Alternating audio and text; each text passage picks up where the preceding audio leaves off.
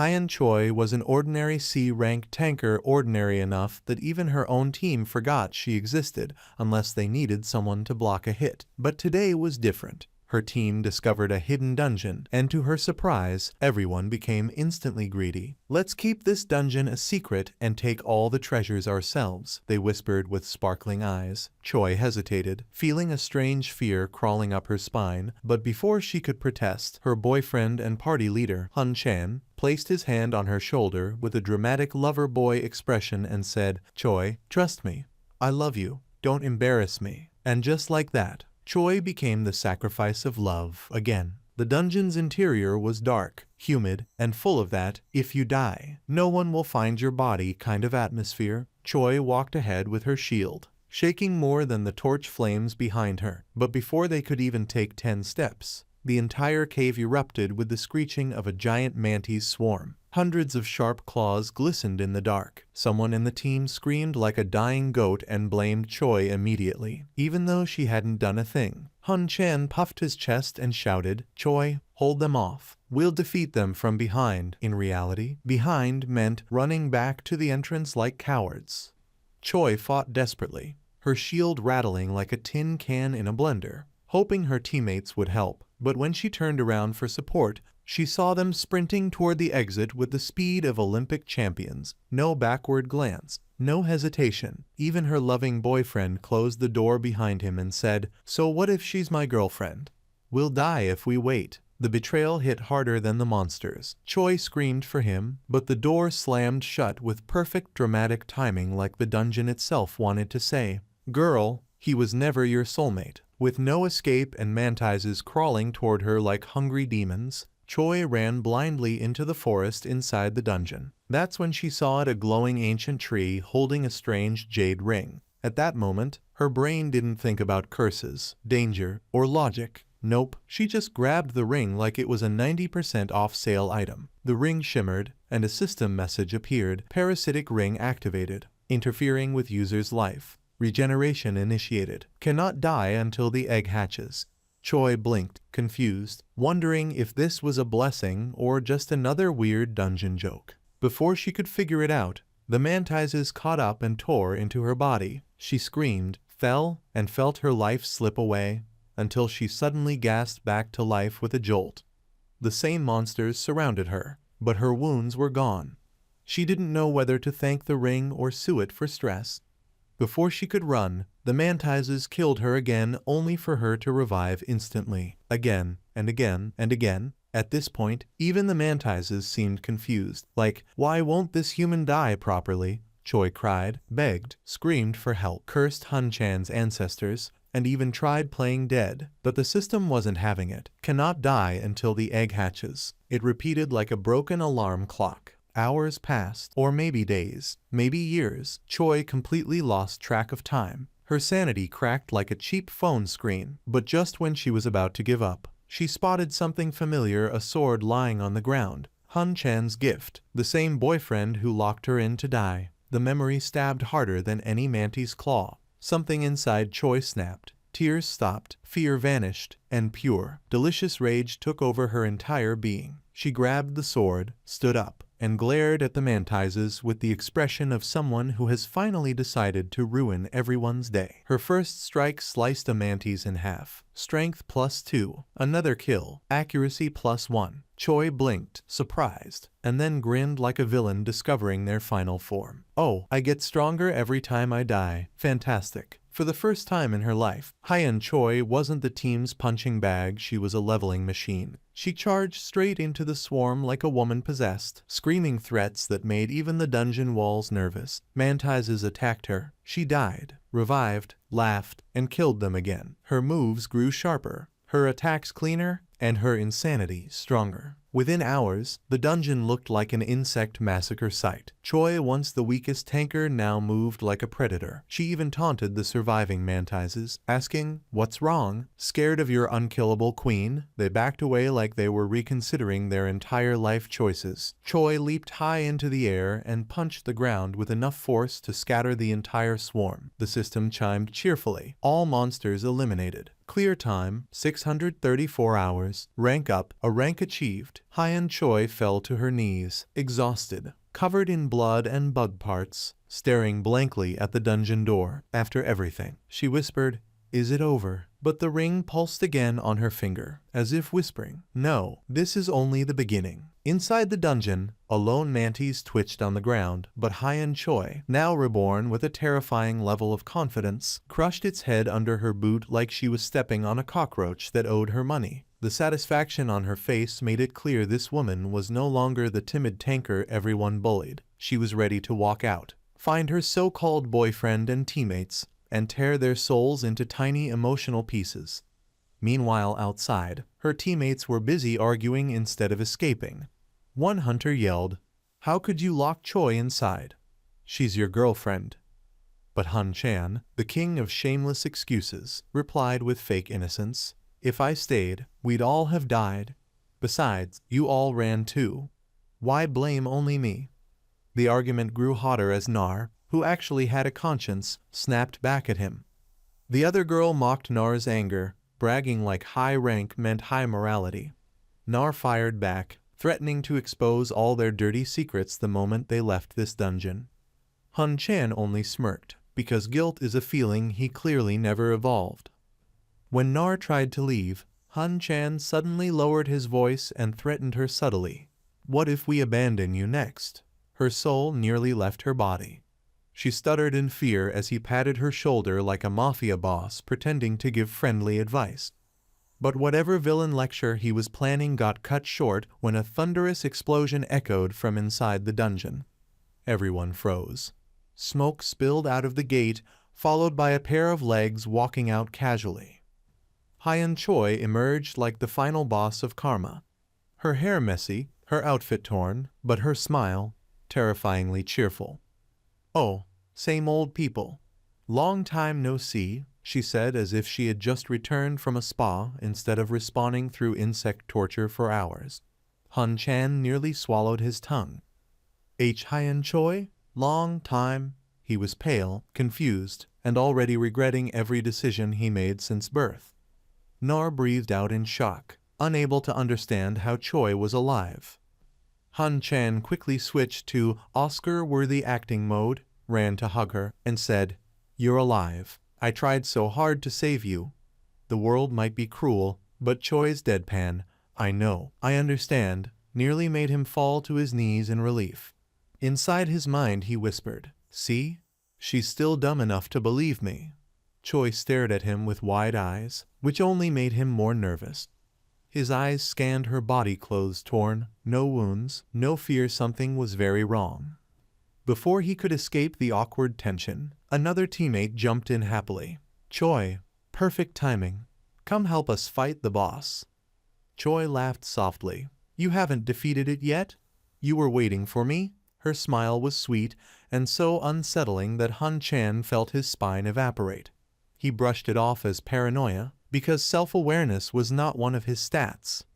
The group followed the forest path and soon encountered the dungeon's boss, a massive deer-like monster with enough killing intent to send birds fleeing from miles away. Hun Chan hid behind a tree and started giving commands like a fearless leader who feared everything. As usual, he pushed Choi forward to attract the monster's attention. But when she burst from the bushes like a missile, even her teammates panicked. She slammed her shield into the ground, unleashing a shockwave that sent light piercing straight into the beast's eye. It stumbled back roaring, and Hun Chan muttered, "Okay, that's too much attention. Has she gone insane?" The boss charged at her with incredible speed, but Choi jumped straight into the air, dodging the attack completely. Her teammates stared up at her, confused.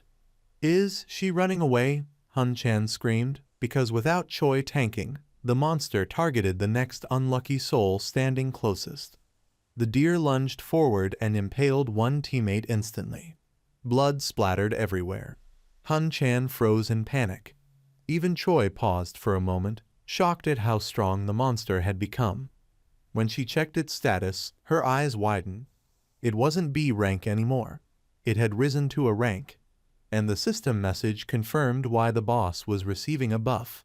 possibly linked to the same parasitic ring that saved her life. But instead of worrying, Choi grinned. Fine, I'll just kill that thing first. She leaped onto the deer's back and let it thrash wildly, dragging her teammates across the ground with zero sympathy. Hun Chan screamed at her to stop fooling around, but she stared down and said, Fooling around? Do I look like someone who's fooling around? The answer was obvious. She looked like someone who was enjoying revenge subtitles in real time. The deer monster went berserk, chasing the team like bowling pins scattering across the forest. Eventually, everyone regrouped, trembling.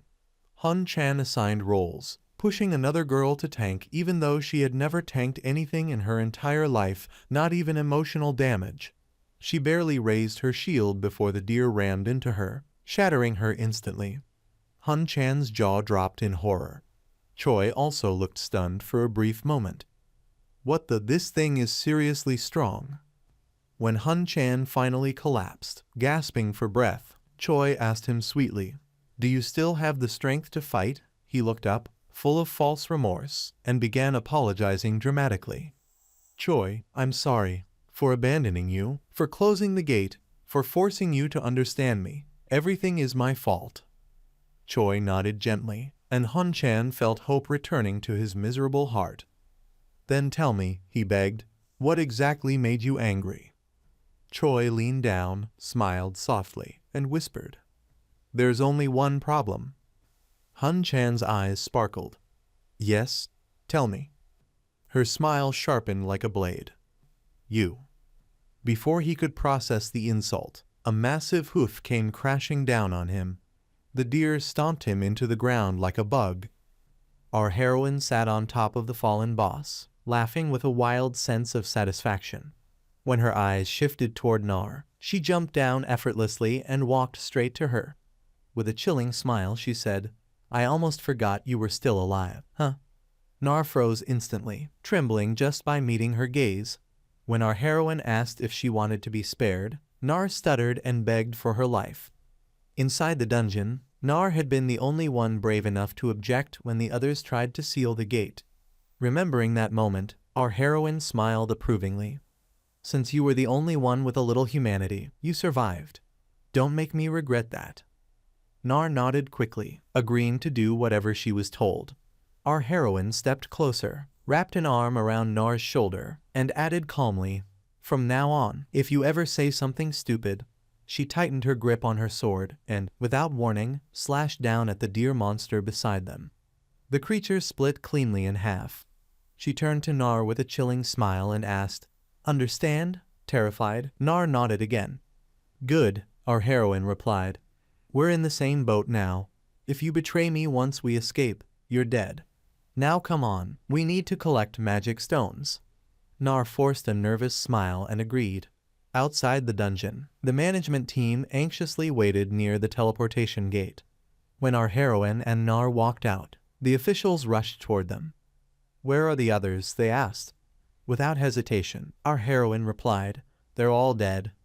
Nar quickly added a believable excuse, explaining that the boss had suddenly ranked up and everyone else sacrificed themselves to protect the two of them. As Nar talked, our heroine pretended to cry, wiping imaginary tears while hiding her laughter. Nar hurriedly told the staff, We're mentally unstable right now. We'll leave the magic stones here. Please excuse us. But before they could leave, a man stepped forward, suspicious. 3 B ranks died, and only 2 C ranks survived. In a B rank dungeon, Chairman Bedak, Hyen Chan's uncle, demanded they explain everything in exact detail. He scolded them harshly, complaining that their job was to support the main damage dealers, and yet even that failed. Our heroine yawned in boredom, completely unfazed. Nar, however, panicked inside. She knew the truth. Our heroine was the one who eliminated everyone. If anyone found out, both of them could be jailed. Bedak ranted about how difficult it would be to explain Hyen Chan's death to the family. He complained about the failing association and the lack of hunters. The luxury watch on his wrist glinted, catching our heroine's attention. She smirked. You're broke, yet you're wearing high-end brands, she said bluntly. Bedak was stunned. Our heroine continued exposing him his expensive suit, his luxury car, his comfortable life outside while the hunters risked their lives for crumbs. The dungeon manager looked away awkwardly as Bedak struggled to respond. He snapped impatiently, ordering both women to raid another dungeon tomorrow. When Nar objected, he shut her down instantly, blaming them for everything and saying they should be grateful the punishment wasn't worse. Then Bedak muttered something that ended his peaceful life entirely.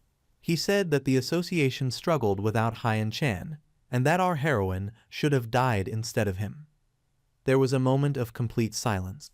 Then our heroine kicked him directly in the groin with such force that his face turned purple. The managers winced in sympathy. Nar panicked, but our heroine laughed loudly. That felt perfect. Bedak collapsed, gasping in agony. She stood over him and mocked. If you need hunters so badly, why don't you go into the dungeon yourself? Oh wait, scared to risk your life. Bedak screamed that she must have gone insane without Hyan Chan controlling her. Our heroine burst into hysterical laughter. Are you really his uncle? You even sound like him. Toxic personality must run in the family. And yes, I'm crazy. Crazy enough to die in place of your beloved nephew. Bedak stared at her in horror. She said calmly, since the matter with Hyan Chan is finished, I don't want to hear his name again. And by the way, I quit. Bedak panicked, begging her to stay, but she cut him off. Should have treated me better when you had the chance. Want another punch for the road? He screamed no, terrified. She tossed a crumpled bill onto the ground. Here. For Hyan Chan's funeral. Send him off properly. Then she walked away. Nar followed, confused and concerned. They returned to Nar's apartment. Our heroine casually asked, Hey, do you like rock bands or something? Nar shook her head, explaining she just bought the shirt because it looked cool. Our heroine admired it, wishing she could buy one too. Nar told her she could now. Our heroine frowned, saying Hyan Chan never allowed her to buy things like that. Nar blinked. Why? He's dead. Hearing that instantly brightened our heroine's mood. She laughed loudly. Oh yeah, he is dead, and I killed him. Nar stared at her, horrified. This crazy woman is going to give me a heart attack, she whispered. When Nar asked why she wanted to stay in her apartment, our heroine confessed she didn't want to return to the home she shared with Hyan Chan. Too scared to refuse, Nar agreed. They sat together talking, and Nar revealed she quit the association. Our heroine said she hadn't joined any new one yet. Nar then asked how she planned to afford rent. Our heroine casually answered that she had 10 million won saved. Nar nearly screamed. Wait, that's it. Hyan Chan bragged he covered all your expenses. Our heroine blinked. He only paid the deposit. We split the rest. Nar held her head, exhausted. She wondered if our heroine planned to stay forever. She asked what she was going to do next, get a job, move out, anything. Our heroine thought for a moment. Honestly, I don't want to do anything. I already achieved my goal. Nar hesitated. What goal, exactly? Our heroine grinned with pride. To hunt down and eliminate all the trash, starting with him. Nar sighed. I knew you'd say that. She thanked her for sparing her life. Our heroine chuckled. Your reactions are priceless. Suddenly her smile vanished. Nar asked if she was hungry. Our heroine admitted she was starving. They talked about food options. Nar became angry hearing how Hyan Chan used to control her eating. Her frustration grew. Our heroine, confused, asked why Nar was suddenly angry. Nar replied, Because nobody should treat you like that. Our heroine stared, touched. You're the first person to ever get angry for me. They ordered food and spent the evening eating and talking. Later that night, Nar fell asleep quickly. Only our heroine lay awake, staring at the ceiling and wondering what to do next. She didn't want dungeons. She didn't want associations. She just wanted peace, odd jobs, and rest. As she finally closed her eyes, a sharp pain shot through her stomach. She sat up instantly, clutching her abdomen. Something was moving inside her. Her eyes widened in fear. She looked at the ring on her finger.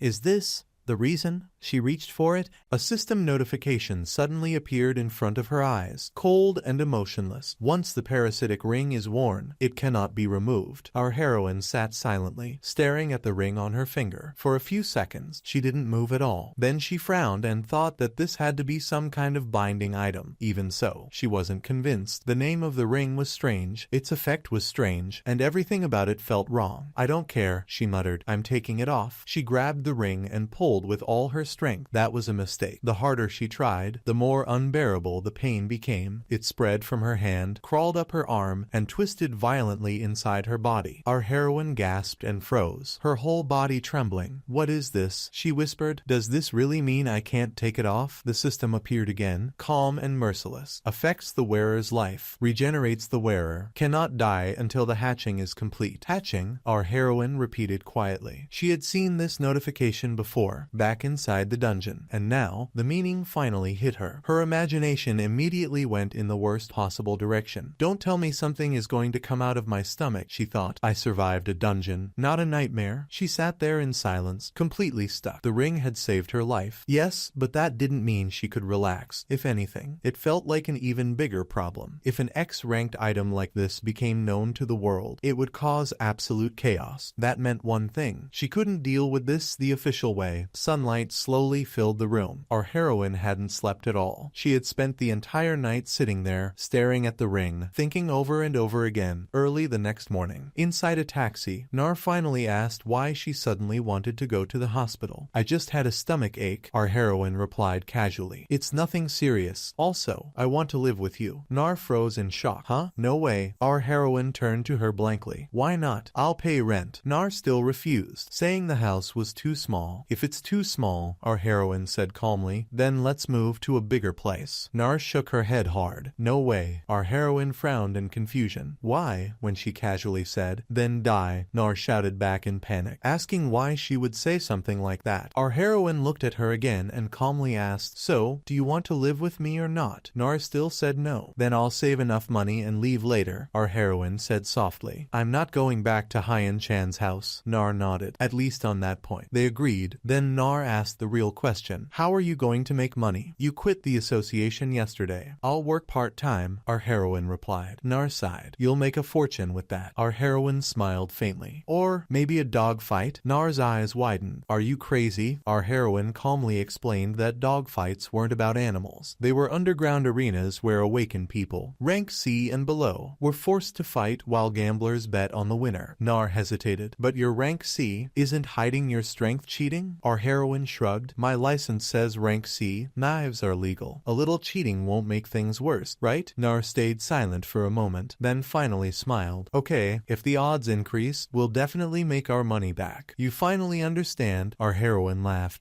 A moment later, our heroine led Nara to an old, run-down house. From the outside, it looked no different from a small grocery store. She casually explained that this was the dogfight arena, and that her younger brother had told her about this place not long ago. Hearing that, Nara was shocked and asked if she really had a younger brother. Instead of answering properly, our heroine simply pushed the door open and told her to just come inside. Nara hesitated at the entrance, still uneasy, wondering what if this wasn't the right place. Our heroine ignored her worry, stepped forward, and gently called out, "Sister." An old woman looked up from her knitting. Our heroine immediately spoke up, saying she was looking for something. The woman calmly asked what she was looking for. Without hesitation, our heroine showed her hunter information card and introduced herself as a rank C tanker. The old woman sighed, saying there were many people like her and advising her not to overthink things and just join an association. Our heroine smiled lightly and replied that she had left the association yesterday. The old woman frowned and suggested she rejoin, explaining that rank C hunters had it much easier than lower ranks. Our heroine simply replied that she was tired and just wanted to rest for a while. The old woman looked up sharply and asked what exactly she was tired of, saying those words only came from people who were too lucky. Our heroine didn't answer. She just smiled calmly and stared back at her. After carefully examining her again, the old woman suddenly asked a chilling question whether she had killed someone. Nora, standing behind, nearly froze in fear. For a split second, our heroine's eyes widened, but then she laughed softly and replied in a friendly tone, asking why she would say something so scary and insisting she had never done such a thing. The old woman bluntly told her to go home, saying she was in the wrong place. Instead of backing away, our heroine leaned closer, lowered her voice, and asked in an eerie tone how she could be allowed inside. The old woman paused, then subtly raised a finger as if hinting at something. Understanding immediately, our heroine asked if she could pay with a card. The old woman clicked her tongue and reminded her that card payments cost 10% extra and that she should bring cash next time. Our heroine obediently agreed. After paying, the old woman guided them toward the entrance and told them to go straight down the hallway. Our heroine gently pulled the curtain aside, revealing the inside. Nora asked nervously if the joining fee wasn't too expensive and whether her budget would be okay. Our heroine remained optimistic, saying they would make a lot of money anyway. Inside, a loud and bustling underground arena appeared, filled with shouting, cheering, and chaos. Nora immediately started complaining about the cash-only system. When our heroine turned around to respond, Nara was suddenly gone. She looked around anxiously, confused. Just moments ago, Nara was terrified, and now she seemed far too comfortable. When Nara finally returned, our heroine glared at her suspiciously. Her expression alone made Nara scream and ask what she had done wrong. Our heroine coldly pointed out that Nara had stayed completely silent during payment, which was why she had ended up paying an extra amount. Nara snapped back that no one brought spare money, and that the house didn't even belong to her, it belonged to the landlord and the bank. Just as the argument was about to explode, a calm voice interrupted them. "Is this your first time here?" Our heroine turned around blankly. A young man with distinctive red hair was standing right behind her, smiling casually. He politely asked if he could sit next to her. She returned a friendly smile and told him to go ahead. The man introduced himself as Kim Danju and asked who she was betting on, the ferocious desert fighter or the sea fighter. Our heroine answered confidently that she wasn't betting at all because she planned to participate herself. Danju smiled meaningfully and said that in that case, he would bet on someone who was definitely strong, someone like her. Our heroine frowned slightly. She immediately realized that he had seen through her rank. She asked why he wasn't biased toward male fighters like most gamblers. At the same time, she quietly activated the system's investigation skill to check his status. Nothing appeared. All information was completely hidden. That alone shocked her. If her current rank was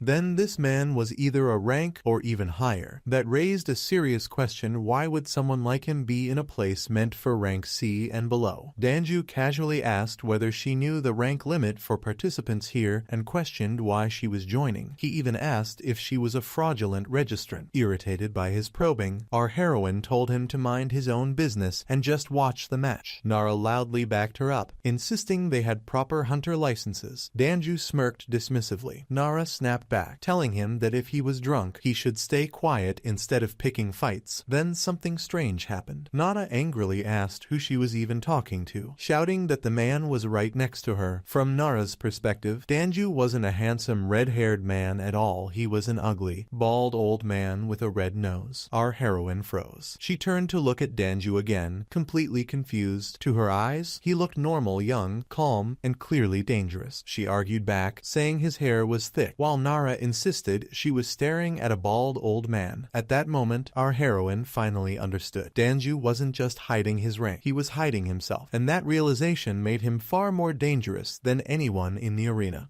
Before she could think any further, loud bells echoed through the arena. Desert Ruler versus Ocean Storm. The match begins. Nar instantly leaned forward, her eyes shining with excitement. The match was finally starting. Seeing Danju still sitting there, laughing like he was watching a comedy show, Nar irritably warned him to stay quiet if he didn't want to get kicked out. Her money was on the line. Our heroine, however, couldn't take her eyes off Danju. Most people in this place were ordinary gamblers or low-rank hunters. If her rank were any lower, she probably wouldn't even be able to see his face clearly. That alone made him dangerous. The announcer introduced the fighters. Park Daku, rank E, versus Shembian, rank D. Nar excitedly turned to our heroine and asked who she thought would win. Our heroine answered calmly that rank usually determined everything. Hearing that, Nar nodded confidently. That was exactly why she had bet on the rank D fighter. Danju casually reminded her that she could still change her bet. Nar immediately snapped back, telling telling him to mind his own business. The match began violently. Daku lunged forward and knocked Yan straight to the ground. Nar started yelling from outside, telling him to get up. Daku didn't stop. He threw punch after punch, showing no mercy at all. Our heroine chuckled softly and commented that this really was a proper dogfight. Suddenly, Daku opened his mouth wide, revealing sharp teeth, and bit down hard on Yan's hand. Blood splattered across the arena. Danju narrowed his eyes in surprise. Our heroine could already tell how this would end. The rank D fighter was losing, and badly. Nar still refused to accept it and shouted for them to stop saying unlucky things. Danju calmly told her to stop denying reality. At that moment, our heroine realized the truth. Daku was playing dirty, and he had been doing it from the start. Nar became irritated. She reminded them that she had bet 300. This was supposed to be her comeback. But before anything could change, the announcer declared the result. Winner Desert Dominator. Park Daku. Nar froze. Then she screamed in despair. Her money was gone. Danju smirked and calmly said he had warned her. Nar clutched her head and wailed. Our heroine, on the other hand, burst out laughing, to her proving this place really was hilarious. Nar suddenly grabbed her collar and shouted angrily, asking how she could still laugh. Didn't she say rank decides everything? What about her money? Our heroine's expression instantly turned cold. She asked quietly what Nar thought she was doing. Nar snapped back to her senses, realized her mistake, and quickly apologized. Then she asked when our heroine was going to participate. She just needed to bet on her, right? Our heroine turned away abruptly. I'm not doing it. I changed my mind. Nar was stunned. She chased after her, reminding her that she promised to help make money. Our heroine sighed inwardly. Nar should have been grateful she didn't grab her collar harder. At the same time, her attention shifted back to Danju. That item he was using to hide his identity didn't look legal at all. If it really was illegal, then that meant she suddenly called out to him. Danju turned around with a lazy smile, asking if she was finally joining in after getting caught red-handed. Our heroine walked toward him and said she couldn't make money because of him, so he needed to take responsibility. Danju frowned and told her not to waste her talent here. With a rank like hers, she could easily make money by joining a guild. She smiled brightly and replied that it was just a hobby. Then she asked him why someone like him was hanging around in a place like this, even using illegal items. Danju brushed it off, calling it his own hobby, and told her to mind her own business. She stepped closer. She didn't want to. She needed a distribution network, and she wanted to know where he got that item. Danju bluntly refused and asked if she was planning to become a criminal. She laughed lightly and said he really was difficult. Before the conversation could continue, chaos erupted. Police stormed the arena, shouting orders to raid the illegal gambling den. Danju sighed. Getting arrested would be troublesome. He told her to leave, but before he could finish, our heroine grabbed his wrist tightly. She gave him a choice. Either take her to that place or get arrested together. Danju struggled and cursed her, calling her crazy and accusing her of clinging like a leech. She even sweetly called for a guard, pretending to hand him over. Suddenly, a massive explosion ripped through the building. Smoke and debris filled the air as both of them escaped outside, running through the fog like arrows. While running, our heroine casually asked if it was really okay to destroy the entire building. Danju told her to just follow him, then asked if she was seriously planning to become a criminal. She answered honestly that she just wanted to price her item and maybe grab a few things if possible. She then asked his rank, A or S. Danju told her to see for herself. She replied that she couldn't, and he casually told her to level up if it bothered her. She could only shake her head in disbelief. He made everything sound way too easy. They ran until the sky went from dawn to complete darkness. Finally, Danju stopped and said they had arrived. Our heroine stared ahead in shock. She asked if this was really the place. Danju placed his hand on the cliff wall and opened a hidden gate. Before entering, he warned her not to mention his name inside. She asked curiously if he was famous. He introduced himself as Kim Danju. Her eyes widened. She couldn't believe she was standing in front of him. Inside the cave was a bustling underground market filled with all kinds of illegal items. Danju explained that hunters with criminal records often came here. At a fortune-telling booth, an old woman frowned and said she couldn't read anything about our heroine. Her gaze fixed on the ring. She asked where it came from. Our heroine explained that it was a bound item she found in a dungeon. The old woman tried touching it and instantly screamed as sharp pain shot through both of them. She jumped back in shock and admitted she had never seen anything like this before. She couldn't appraise it or price it. As they were about to leave, something caught our heroine's eye. Shadow earrings. They hid the wearer's stats. Her heart raced. If I wear this, even rank S won't know who I am. She turned turned to the old woman and asked the price. The old woman clicked her tongue and replied coldly, "Too expensive and useless for low-rank people like you." Our heroine smiled, because she knew.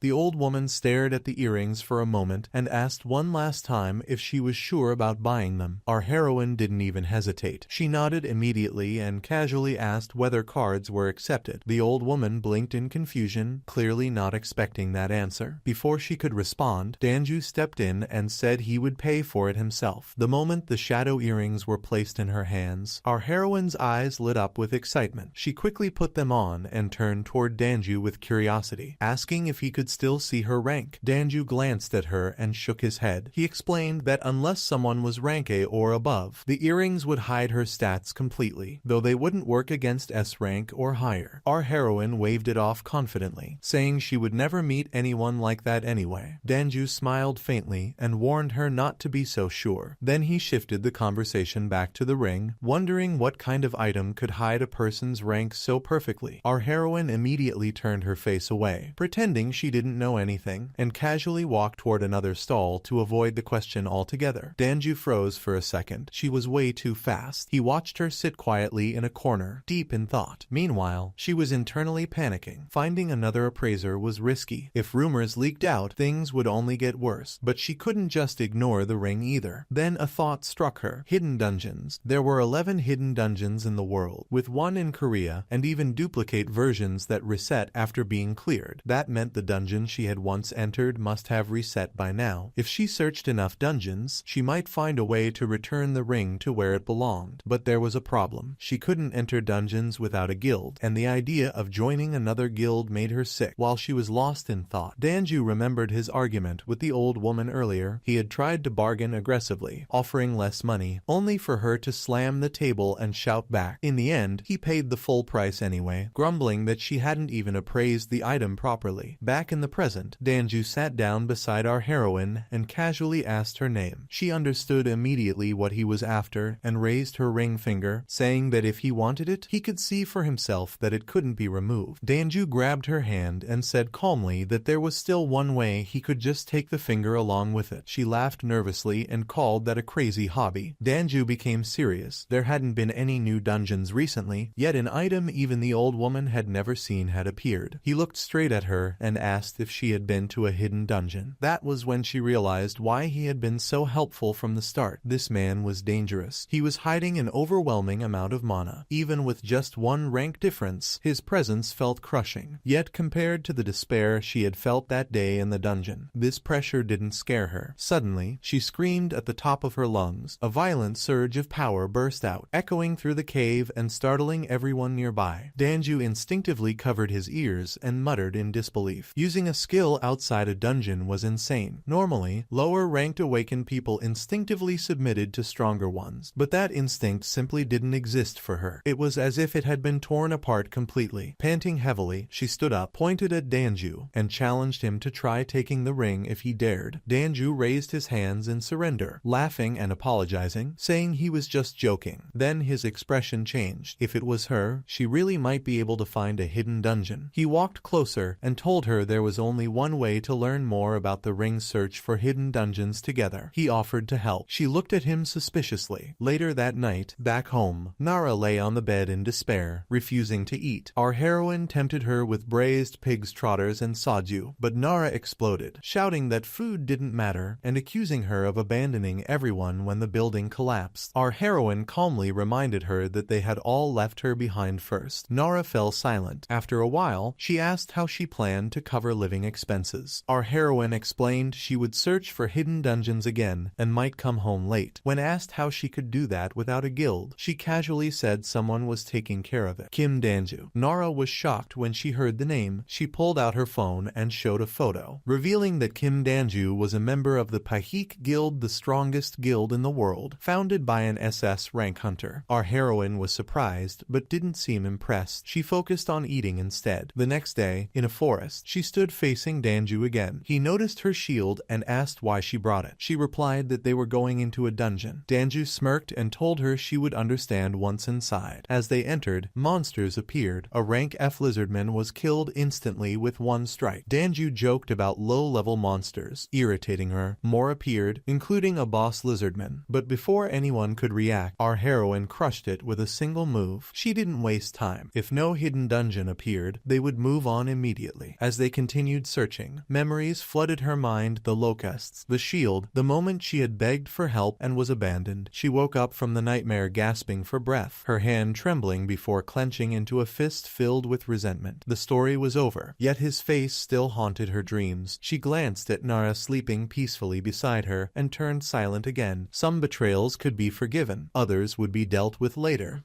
Our heroine stood in the kitchen, clinging to the refrigerator door as her thoughts spiraled out of control. She told herself that once she figured out what was growing inside her, she would never have to enter a dungeon again. No more hidden dungeons, no more rings binding her body, and no more endless suffering. She poured water into a glass, still lost in thought, when she suddenly heard hurried footsteps. Nara rushed in, breathless, shouting that she was already late. One of her friends had finally replied she had an interview with the Wayne Guild. Our heroine immediately offered to take her there. Nara looked confused. She reminded her that neither of them had a car, but the moment they stepped outside, Nara froze. A luxurious car was parked right in front of the building. Before she could even react, the door opened. Kim Danju greeted them casually, clearly recognizing Nara from before. His presence alone carried a strange pressure. Nara blurted out in surprise, asking why he was there. Our heroine calmly reminded him they were the same age and there was no need for honorifics.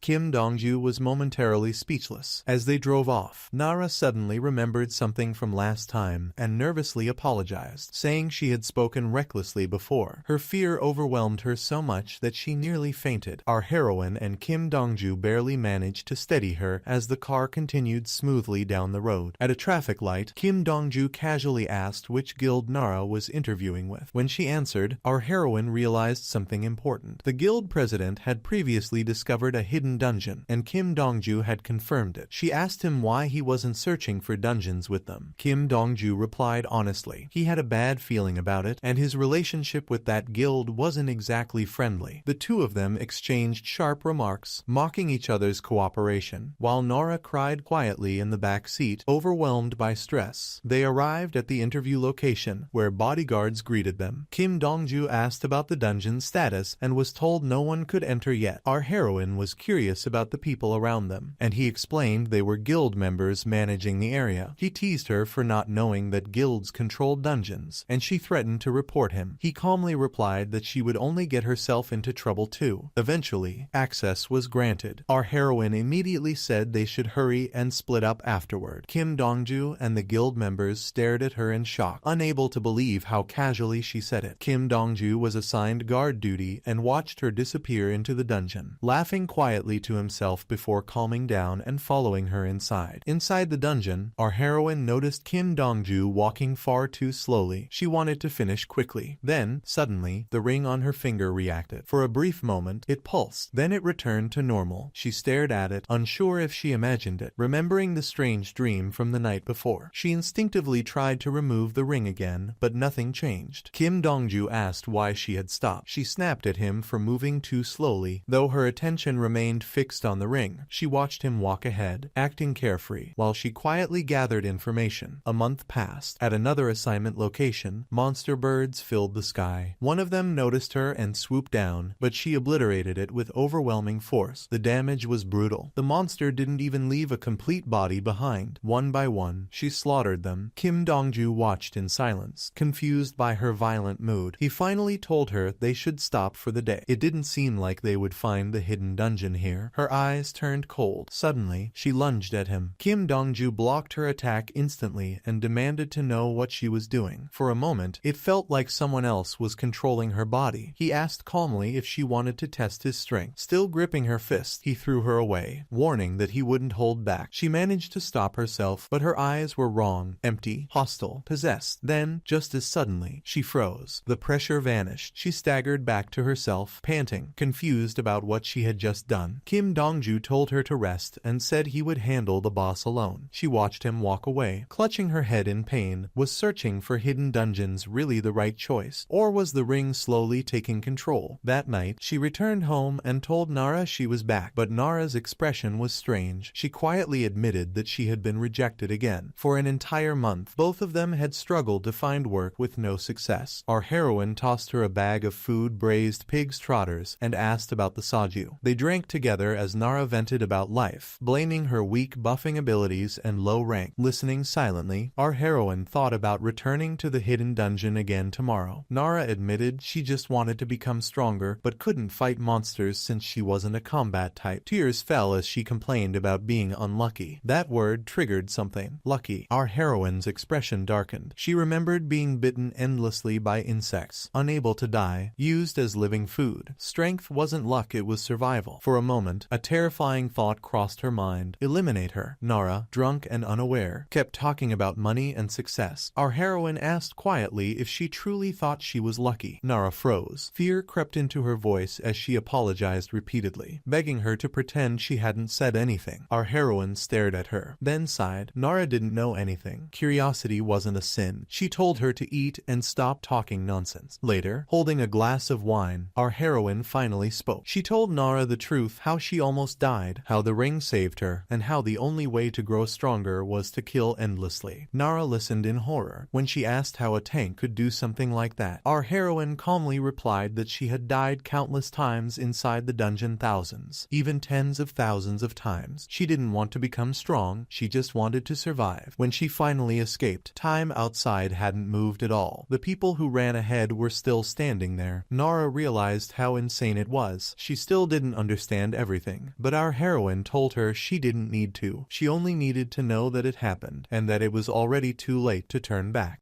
Nara trembled as she finally asked the question she had been holding inside for a long time. She asked our heroine why she had saved her that day. The question caught her off guard. Nara admitted with regret that she had been wrong. She blamed herself for not stopping that bastard when he tried to close the door. Hearing this, our heroine froze. For a brief moment, she was stunned. Then she let out a soft chuckle, which slowly turned into loud laughter. Nara flinched, unsure if she had said something unforgivable. Our heroine finally spoke. She said she didn't save Nara because she deserved it. She saved her purely on a whim. Nothing more, nothing less. Nara listened quietly, then lowered her head and whispered a sincere apology. The room fell silent. Our heroine's voice echoed calmly as she teased Nara, who was crying uncontrollably. Her words were sharp, but not cruel. Another day, Kim Danju was fighting inside a dungeon when someone casually asked him if he had ever been apologized to. As the boss monster rushed toward them, he answered without thinking. He said apologies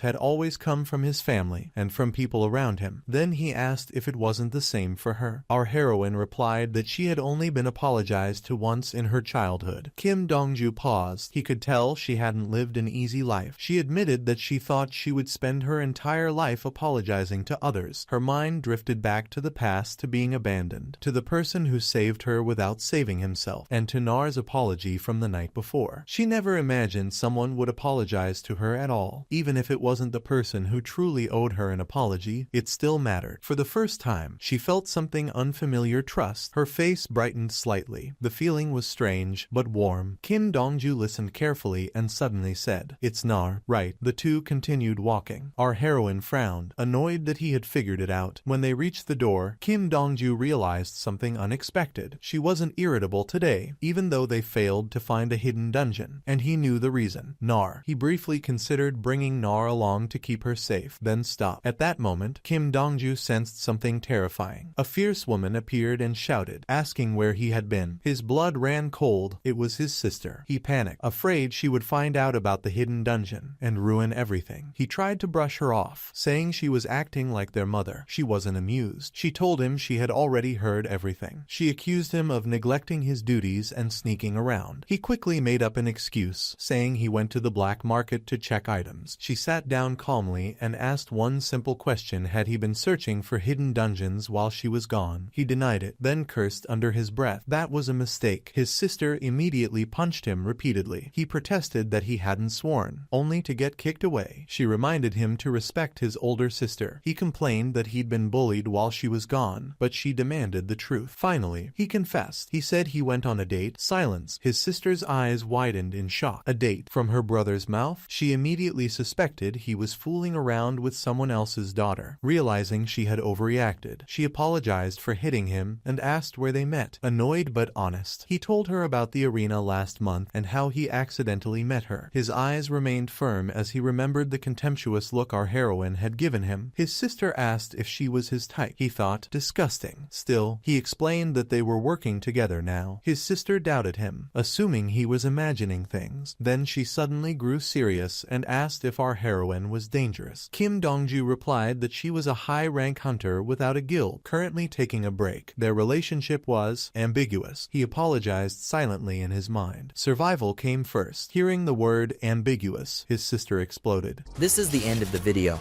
If you guys want to see the next part, then don't forget to subscribe and like the video.